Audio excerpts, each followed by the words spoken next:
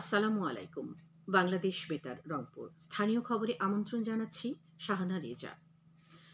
বাংলাদেশের মহান স্থপতি জাতির পিতা বঙ্গবন্ধু শেখ মুজিবুর রহমানের জ্যেষ্ঠ কন্যা, আধুনিক, উন্নত, সমৃদ্ধ বাংলাদেশের রূপকার, প্রধানমন্ত্রী ও আওয়ামী লীগ সভাপতি শেখ হাসিনার ৪৪তম স্বদেশ প্রত্যাবর্তন দিবস গতকাল বিভিন্ন কর্মসূচির মধ্য দিয়ে পালিত হয়। জাতির পিতা বঙ্গবন্ধু শেখ মুজিবুর রহমানকে সপরিবারে হত্যার পর ১৯৮১ সালের ১৭ই মে দীর্ঘ নির্বাসন জীবন শেষে তিনি বাংলার মাটিতে ফিরে আসেন।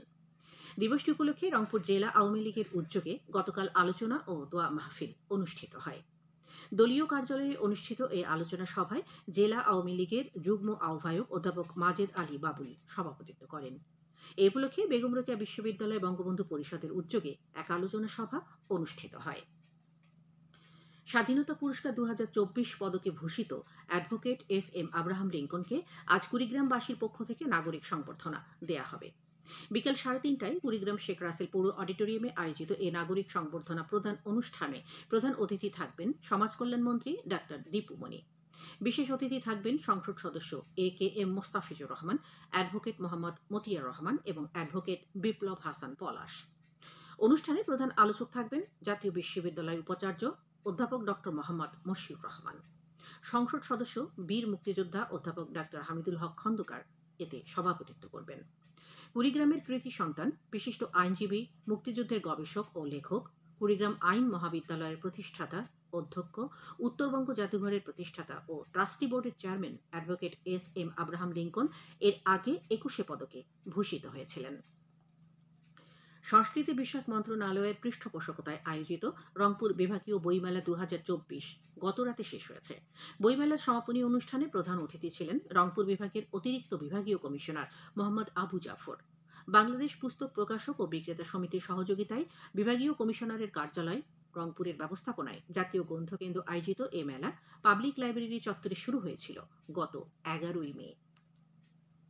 পল্লী অবকাঠামো উন্নয়ন প্রকল্পের আওতায় জয়পুরহাটের খেতলাল উপজেলার কাদিরপাড়া জিয়াপুর গ্রামীণ সড়কের ১ কিলোমিটারের বেশি অংশের উন্নয়ন কাজ এগিয়ে চলেছে। এজন্য ১,৯,০০,০০০-এর বেশি টাকা ব্যয় করা হচ্ছে। স্থানীয় সরকার প্রকৌশল অধিদপ্তরের তত্ত্বাবধানে ইতিমধ্যে এই প্রকল্পের প্রায় ২৫% কাজ সম্পন্ন হয়েছে। বাকি কাজ আগামী সেপ্টেম্বর মাসের মধ্যে শেষ হওয়ার কথা রয়েছে। এদিকে কুড়িগ্রামের রৌমারী উপজেলায় একটি সড়ক পাকাকরণের কাজ এগিয়ে চলেছে। এজন্য ব্যয় করা হচ্ছে প্রায় ১,৫৪,০০,০০০ টাকা। সমন্বিত পল্লী উন্নয়ন কর্মসূচির অর্থায়নে উপজেলার হরিণধরা থেকে ধর্মপুর গ্রোথ সেন্টার পর্যন্ত সড়কটির ১.৫ কিলোমিটার অংশ পাকা করা হচ্ছে। স্থানীয় সরকার প্রকৌশল অধিদপ্তরের তত্ত্বাবধানে চলতি অর্থবছরেই প্রকল্পটির কাজ শেষ হবে বলে আশা করা হচ্ছে। বাংলাদেশ ধান গবেষণা ইনস্টিটিউট উদ্ভাবিত বঙ্গবন্ধু ধান ১০০ এর ফসল কর্তন উৎসব ও মাঠ দিবস গতকাল রংপুরের তারাগঞ্জে অনুষ্ঠিত হয়েছে। এতে প্রধান অতিথি ছিলেন কৃষি সম্প্রসারণ অধিদপ্তরের গাজীপুর বিড়ির কীটতত্ত্ব বিভাগের প্রধান ও chief scientific officer doctor Sheikh Shamiul Haque. সভাপতিত্ব করেন ধান গবেষণা ইনস্টিটিউটের রংপুর আঞ্চলিক কার্যালয়ের প্রধান বৈজ্ঞানিক কর্মকর্তা ডক্টর রকিবুল হাসান। আলোচনা শেষে সেখানকার জমিতে উৎপাদিত বঙ্গবন্ধু ধান ১০০ কেটে ফসল কর্তন উৎসব ও মাঠ দিবস উদযাপন করা হয়। রংপুরে ৫ কেজি গাঁজা উদ্ধার সহ ২ জনকে গ্রেফতার করেছে ডিবি পুলিশ।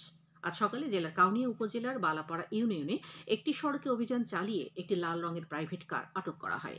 পরে কার থেকে বিশেষ ব্যবস্থায় রাখা কালো পলিথিনের ভিতরে ১০টি পোটলায় এসব গাঁজা উদ্ধার করা হয়। এখন শুনুন কৃষি সংবাদ।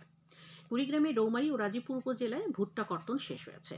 এই অঞ্চলের চাষিরা গমের পাশাপাশি ভুট্টা চাষে বেশ আগ্রহী হয়ে উঠছে। এবার উপজেলা দুইটিতে ৬,১০০ হেক্টর জমিতে ভুট্টার চাষ হয়েছিল এবং কোহিনুর, কাবেরী, ডিকালফ ও বাড়ি ৯৮১ জাতের এসব ভুট্টা থেকে প্রায় ৬০,০০০ মেট্রিক টন ভুট্টা উৎপন্ন হয়েছে। চাষ সফল করতে রাজশাহী কৃষি উন্নয়ন ব্যাংক সহ অন্যান্য ঋণদানকারী সংস্থাগুলো সহজ শর্তে ঋণ প্রদান করেছে এবং কৃষি সম্প্রসারণ অধিদপ্তর কৃষকদের সকল প্রকার পরামর্শ ও কারিগরি সহযোগিতা দিয়েছে। সবশেষে আবহাওয়া।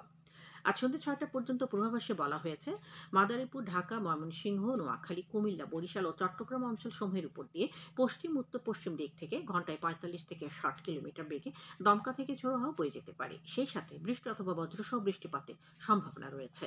এসব এলাকা নদীবন্দরসমূহকে ১ নম্বর সংকেত দেখাতে বলা হয়েছে।